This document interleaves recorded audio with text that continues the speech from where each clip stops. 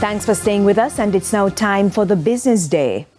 Ground was broken today for a major expansion at the Kingston Freeport Terminal. The Westland Port Expansion Project is hailed as a symbol of growth in local logistics and the global shipping space. More in this report. The Westland Port Expansion Project is an $80 million investment, and it will include expanded cargo storage, new berth facilities, the introduction of a modern automated gate system for domestic cargo, and reducing vessel waiting times. It will add at last 600,000 TEU on the capacity. It's a major step forward. Construction begins now. Once complete, Westland will position Jamaica in one of the biggest hubs in the area. President and CEO of the Port Authority of Jamaica, Professor Gordon Shirley, says the project is aligned with efforts to make Jamaica the logistics center of the Caribbean. He says millions have been invested in infrastructure, technology, and human resource at the Kingston Freeport Terminal over the years, and it has been rewarding. Cargo movement has grown from 859,000 in 2016 to 1.4 billion moves in 2024, an increase of over 58%. Berth productivity now stands at 25 moves per hour, and crane productivity exceeds 80 berth moves per hour, meeting and exceeding the global benchmarks.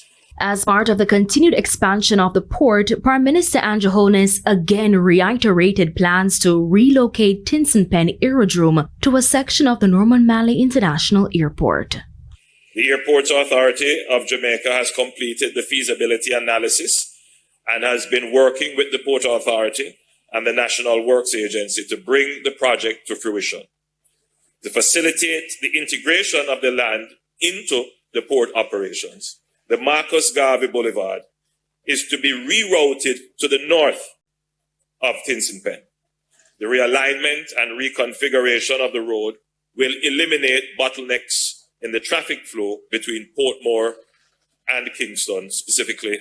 For the Business Day, I'm Amoy Harriet. Foreign exchange trading ended today with banks and cambios selling the US dollar for an average $161.16. The Canadian dollar is being sold for $118.51. The pound is going for $218.69, while the euro is selling for an average $188.50.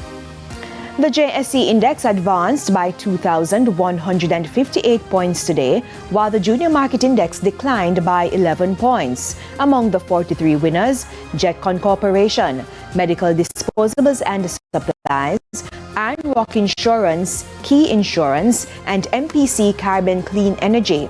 The 39 losers were led by Access Financial Services, 138 Student Living Variable Preference Shares, JMMB Group 8.5% US dollar preference shares, JPS 7% preference shares, and Knutsford Express.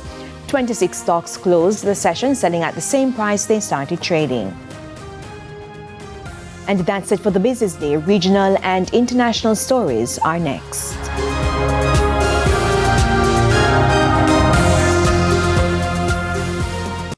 The Business Day.